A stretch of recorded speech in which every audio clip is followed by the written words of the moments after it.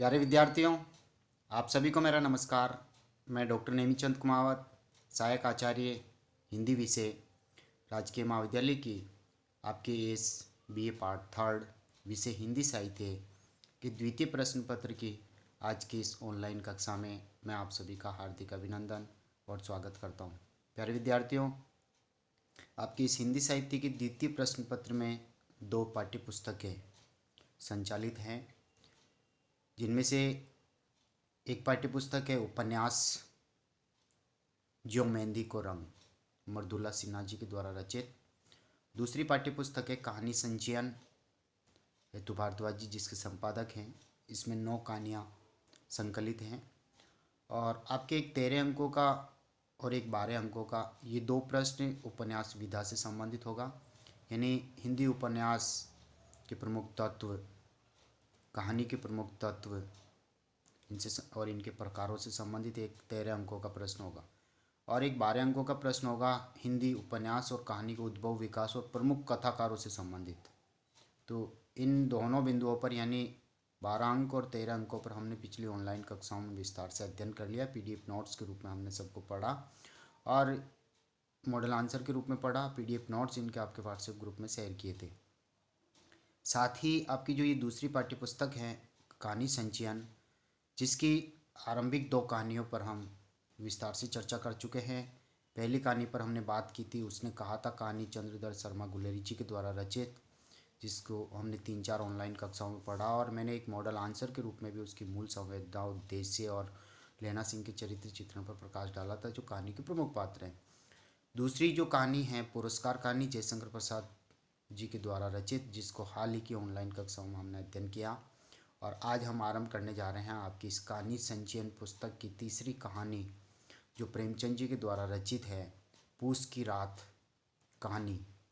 यहाँ पूस पूस हम कचरे को भी कहते हैं, घास पात को भी हम पूस कहते हैं, लेकिन ये पूस जो एक तरह से जो नाम है, जो हिंदी के जो संवत हैं, संवत में जो 12 महीने आते हैं, चैत्र, वैशाख, ज्येष्ठ, आषाढ़, श्रावण, भाद्रपद, आश्विन, कार्तिक, मार्गशीर्ष, पौष, फिर फाल्गुन।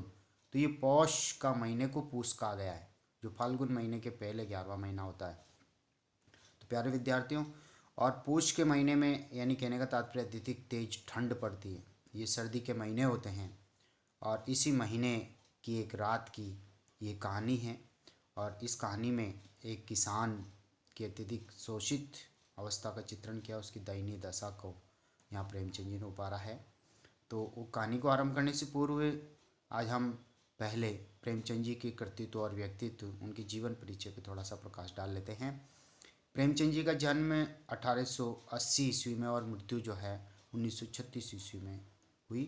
प्रेमचंद जी का वास्तविक नाम धनपत राय था। सन 1904 से 1916 ईस्वी तक वे उर्दू में कहानियाँ लिखने के बाद वे हिंदी में आए और प्रेमचंद हो गए। उन्होंने हिंदी में लगभग 300 कहानियाँ लिखी, जो मानसरोवर के भाग 8 में वो संग्रहित हैं। मानसरोवर भाग 8 खंडों में विभाजित हैं, 300 कहानियाँ, इसलिए वो कहानी सम्राट कहलाते हैं। इसी तरह से उन्होंने 10-11 उपन्यासों की रचना की और उपन्यासों के कारण ही वो उपन्यास सम्राट भी कहलाते हैं। इनमें कुछ उपन्यासों में देखिए गोदान, जो सबसे अंत में प्रकाशित हुआ था 1936 में। इसी तरह से सेवा सदन, प्रेमाश्रम, गबन, कायाकल्प, कर्मभूमि, निर्मला, वरदान, इस तरह से ये इनके उपन्यास हैं। इन्होंने इन उपन्यासों की रचना करके हिंदी में उपन्यास विधा को अत्यंत प्रौढ़ता प्रदान की है। अत्यंत उच्चतम शिखर पर इस उपन्यास विधा को उन्होंने पहुंचाया है। उन्होंने छिटपुट रूप में नाटक और निबंध भी लिखे हैं, जैसे मेरे विचार या साहित्य का उद्देश्य, इस शीर्षक से उनके निबंध संकलित हैं। प्रेमचंद के कुछ विचार शीर्षक से उनके निबंध संकलित हैं। और प्रेमचंद जी हिंदी के उन लेखकों में हैं जिन्होंने हिंदी गद्य को प्रौढ़ता प्रदान की तथा कहानी और उपन्यास विधाओं को एक तरह से उन्होंने नए आयाम प्रदान किए हैं। प्रेमचंद जी के साहित्य का जो प्रमुख स्वर है वो समाज सुधार है। कला का कार्य मनोरंजन करना नहीं, उनकी दृष्टि में सामाजिक सौदेश्यता, उनका समाज के प्रति साहित्य का नियत कर्तव्य है। यही सूत्र उनके समस्त लेखन का आधार है। प्रेमचंद जी प्रेमचंद जी की कहानियों में समाज की कुरीतियों, राजनीतिक उथल पुथल, किसानों की दयनीय दशा, सामाजिक रूढ़ियों के बंधनों में तड़पती हुई भारतीय नारी की वेदना का उन्होंने मार्मिक चित्रण किया है। दलित और शोषित वर्ग के प्रति संवेदनाओं से ओतप्रोत प्रेमचंद जी की जो कहानियाँ हैं वो पाठक के मन पर केवल करुणा ही नहीं जगाती, वरन पाठक को शुभ और आदर्श की ओर भी प्रेरित करती, सोचने को मजबूर कर देती है।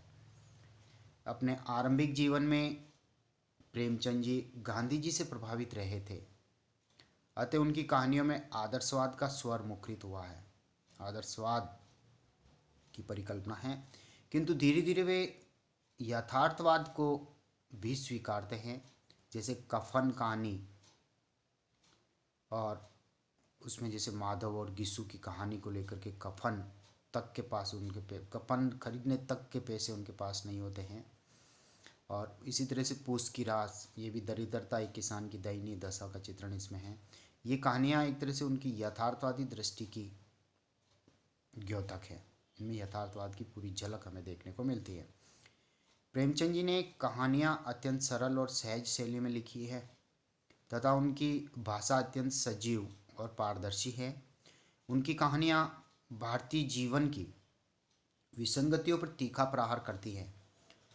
उनकी सभी कहानियाँ मानसरोवर के 8 खंडों में संकलित हैं, जिसकी अभी हाल ही में मैंने चर्चा की थी। पूस की रात इनकी जो कहानी है वो तीसरी कहानी के रूप में आपकी इस पाठ्य पुस्तक में कहानी संचयन में संकलित है। और इस कहानी का संक्षिप्त परिचय हम यहाँ थोड़ा देख लेते हैं कहानी को आरंभ करने से पूर्व। पूस की रात प्रेमचंद जी की श्रेष्ठ कहानियों में से एक है।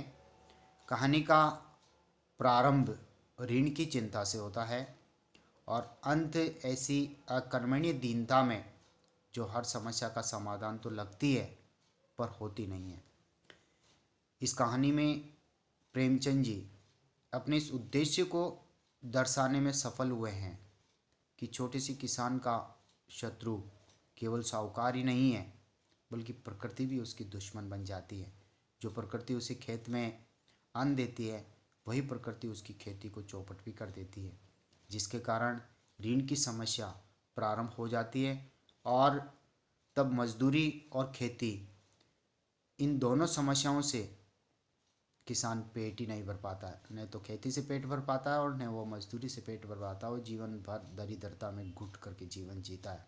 वस्तुतः एक छोटे से हिस्से को छोड़कर संपूर्ण कहानी हल्कू का एकालाप जैसी है। यानी हल्कू जो किसान है वो मौन एकालाप करता है, अपने आप से बातें करता है जैसी लगती है, जिसमें मुन्नी और जबरा जबरा जो उसका हल्कू का स्वामी भक्त कुत्ता होता है, ये होते हुए भी इन दोनों की उपस्थिति, यानी मुन्नी उसकी पत्नी है और जबरा कुत्ता उसका स्वामी भक्त एक सेवक है, तो इन दोनों की उपस्थिति के कोई संकेत, सार्थक संकेत इस कहानी में नहीं है। एक तरह से जो नहीं है, जैसे कि सहना उसकी उपस्थिति ऐसी है, यानी जो नहीं है उसको भी ये सहन करते हैं, और जिसके कारण शक्ति रहते हुए भी हल्कू निरुपाय है। यानी उसको उस पर ताकत है फिर भी उसके पास कोई उपाय नहीं है समस्या का निस्तारण करने का।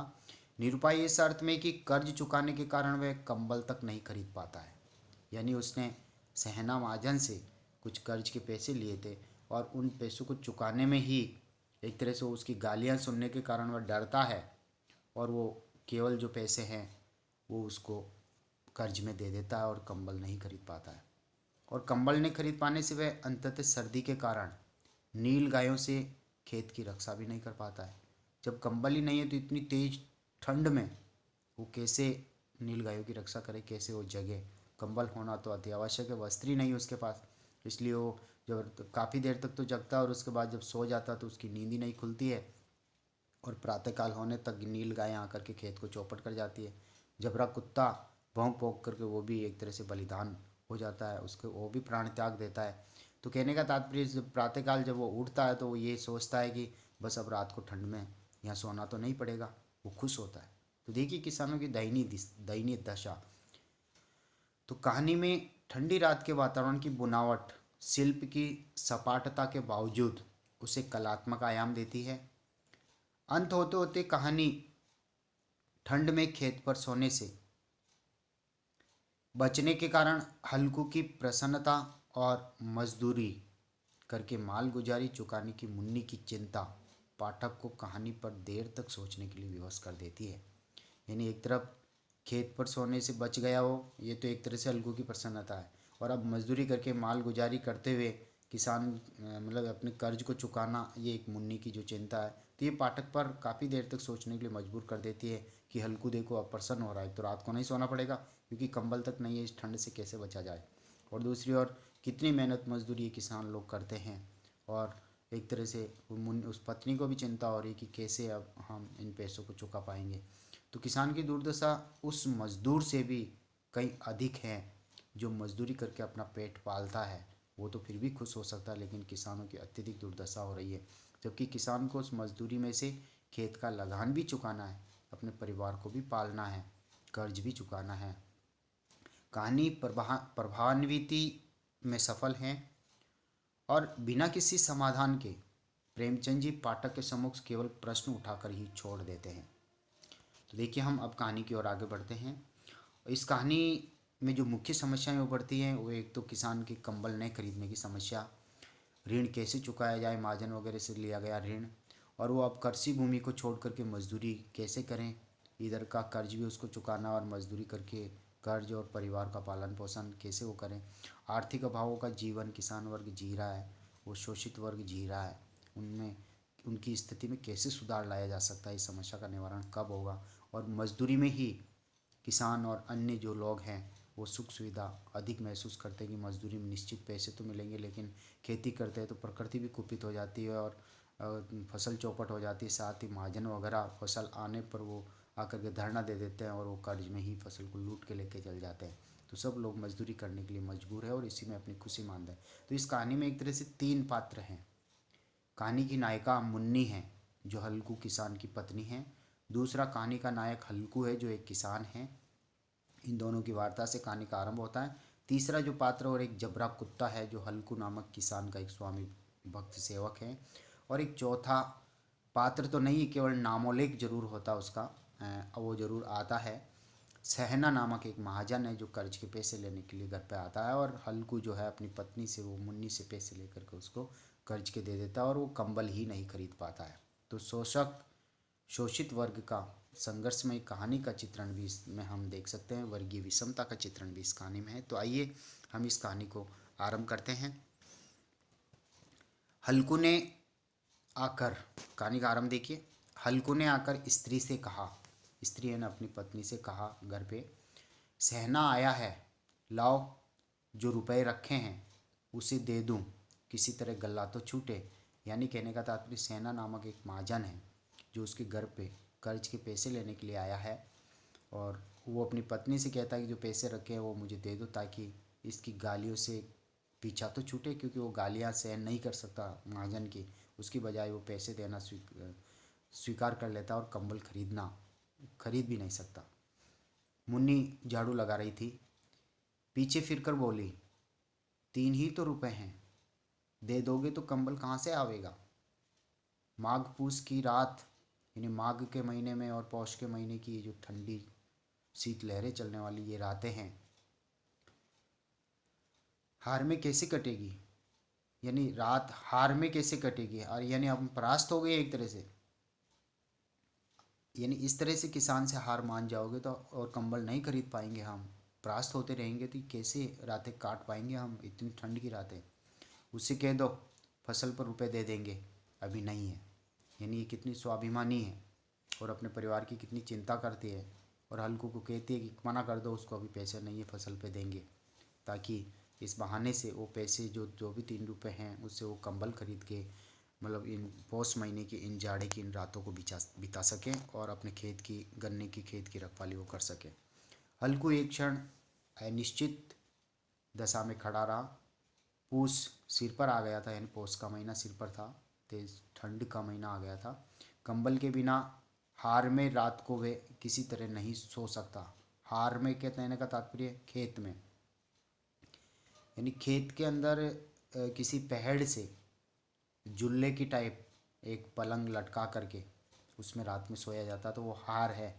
वहाँ पर जाकर के कच्चा मकान एक तरह से बना लेना, चारों ओर से ढकने की जगह इसमें हो जाती है, तो पेड़ पर बनाया हुआ मचान जिसको कह सकते हैं हम। तो हार में रात को वे किसी तरह नहीं सो सकता, कंबल तो चाहिए ही, उसे चिंता होती है। मगर सहना मानेगा नहीं, सहना यानी पात्र है, महाजन पात्र है, वो मानेगा नहीं। गुड़कियाँ जमावेगा यानी गालियाँ निकालेगा, फटकारेगा, डराएगा, धमकाएगा, गालियाँ देगा। बला से जाड़ों मरेंगे यानी इस बला से तो कम से कम टले, भले ही जाड़े मर जाएंगे यानी तेज ठंड में ठिठुर जाएंगे, लेकिन ये बला तो आज सिर से टल सकती है, तो बला तो सिर से टल जाएगी। ये सोचता हुआ अपना भारी भरकम डील लिए हुए, जो उसके नाम को झूठ सिद्ध करता है। हल्कू यानी हल्का नहीं है बल्कि भारी भरकम शरीर है उसका। तो स्त्री के समीप आ गया और खुशामद करके बोला, अनुनय विनय करने लगा, ला दे दे, गला तो छूटे, कंबल के लिए कोई दूसरा उपाय सोचूंगा। मुन्नी उसके पास से दूर हट गई और आंखें तरेरती हुई बोली, कर चुके दूसरा उपाय, जरा सुनूं तो कौन कौन उपाय करोगे, यानी कौन सा उपाय है आपके पास इसके सिवाय। कोई खैरात दे देगा कंबल, यानी ऐसे ही कोई मांगने से दे देगा आपको भीख में। न जाने कितनी बाकी हैं जो किसी तरह चुकने ही नहीं आती, यानी कितना बाकी है, कितना ऋण लिया था, कितना कर्ज लिया था, जो समस्या दिनों दिन हमारा सामने खड़ी होती है और चुकने में भी नहीं आता। मैं कहती हूँ तुम क्यों नहीं खेती छोड़ देते, अर्थात खेती छोड़ दो ताकि कर्ज तो नहीं लेना पड़े, हम मेहनत मजदूरी करके सुखी रहेंगे। मर मर कर काम करो, उपज हो तो बाकी दे दो, यानी सेंस में कर्ज में चुका दो, चलो छुट्टी हुई। और बाकी बाकी चुकाने के लिए ही तो हमारा जन्म हुआ है, यानी हमारा जन्म किस लिए हुआ, शोषित वर्गों का, जो हमने उधार लिया है उन कर्ज के पैसों को चुकाते रहो। बस इस समस्या का समाधान ऐसे ही निकलता रहेगा, समस्या हमेशा वैसी वैसी बनी रहेगी और मूलधन वैसा वैसा ही बना रहेगा, और इन महाजनों को कर्ज चुकाते रहो। इसीलिए तो हमारा जन्म हुआ। तो एक विकट समस्या प्रेमचंद जी ने इस कहानी के माध्यम से यहाँ उपस्थित की है। हल्कू उदास होकर बोला, तो क्या गाली खाऊं। मुन्नी ने तड़प कर कहा, गाली क्यों देगा, क्या उसका राज है, क्या शासन उसी का ही है जो तुझे आपको गाली देगा। क्यों देगा गाली, क्यों खाएंगे गाली, हम स्वाभिमान से जिएंगे, हमारा अधिकार है, हमारा हक है, हम जिएंगे, पैसे लिए तो चुका देंगे फसल पे, मना कर दो उसको। मगर ये कहने के साथ ही उसकी तनी हुई भौहें ढीली पड़ गई। हल्कू के उस वाक्य में जो कठोर सत्य था वह मानो एक भीषण जंतु की भांति उसे घूर रहा था। यानी वो गाली देगा इस तरह से, क्या उसी का ही राज चलता है क्या। तो उसने जाकर आले पर से रुपए निकाले, यानी ताक में रखे रुपए निकाले और लाकर हल्कू के हाथ में रख दिए, यानी पत्नी ने, मुन्नी ने। फिर बोली, तुम छोड़ दो अब किसी खेती, यानी कहने का तात्पर्य ये उसी का ही राज है क्या, तो कहने का तात्पर्य ये मगर मानेगा नहीं, वो ढीली पड़ जाएगी। हल्कू उस वाक्य में कठोर सत्यता था, यानी तो क्या गाली खाता ही रहूँ उसी से। तो तुम छोड़ दो अब की खेती, मजदूरी में सुख से एक रोटी खाने को तो मिलेगी, यानी मजदूरी मेहनत मजदूरी कर लेंगे हम, और उसी में हमें सुख चैन से एक रोटी तो खाने को मिल जाएगी, उसी को खाकर हम संतुष्ट हो जाएंगे। किसी की धौंस तो नहीं सहेगी, यानी किसी की लताड़ तो नहीं पड़ेगी, किसी की गालियाँ सहने को तो नहीं मिलेगी। अच्छी खेती है, मजदूरी करके लाओ और वह भी उसी में झोंक दो, यानी खेती कहाँ अच्छी होती है, मजदूरी करके लाते हैं वो भी इसी में झोंक देते खेती में ही, और उस पर से धौंस अलग से, गालियाँ अलग से सुननी पड़ती है और कुछ मिलता नहीं है। हल्कू ने रुपए लिए और इस तरह बाहर चला मानो अपना हृदय निकाल कर देने जा रहा हो, यानी हृदय हृदय निकालने का मतलब मन ही दे रहा हो, जो सिंचित धन पूंजी जो उसकी है वो उसको देने जा रहा हो। उसने मजूरी से एक एक पैसा काट काट कर 3 रुपये अपनी कंबल खरीदने के लिए जमा किए थे, और वे आज निकले जा रहे हैं। एक एक पग के साथ उसका मस्तक अपनी दीनता के भार से दबा जा रहा था कि ये पैसे किस लिए मैंने कमाए, कंबल खरीदने के लिए कमाए, केवल ये गालियाँ सुना सुना करके, ये जो महाजन है सेना महाजन, ये बस गालियाँ सुना सुना करके ये पैसे कर्ज में वसूल कर लेता और मैं कंबल तक नहीं खरीद पाता। तो लगातार उसकी दीनता के भार से उसका मस्तक दबा जा रहा था। तो अत्यंत विकट स्थिति, अत्यंत दयनीय स्थिति यहाँ पर। तो प्यारे विद्यार्थियों, आज की इस ऑनलाइन कक्षा को हम यहीं समाप्त करते हैं। अगली ऑनलाइन कक्षा इस 44वें नंबर पेज से हम आरंभ करेंगे। कहानी का दूसरा भाग जो आरंभ होता है। तो आज की इस कहानी को यहीं समाप्त करते हैं। प्यारे विद्यार्थियों, जो पहली बार इन यूट्यूब चैनल पर इन वीडियोज को देख करके अपनी ऑनलाइन पढ़ाई जारी रख रहे हैं, तो उनसे आग्रह है कि वो इस कॉलेज के इस यूट्यूब चैनल को सब्सक्राइब जरूर करें। तो आप सब्सक्राइब करेंगे तभी आपकी ऑनलाइन उपस्थिति सुनिश्चित हो सकेगी। साथ ही जो भी वीडियो जिस विषय से संबंधित होंगे, सब्सक्राइब करने पर ही और वीडियोज आपके समक्ष यूट्यूब चैनल पर उपस्थित हो जाएंगे। और आप इन वीडियोज को लाइक ज़रूर करें। आप सभी को बहुत बहुत धन्यवाद। जय हिंद, जय भारत।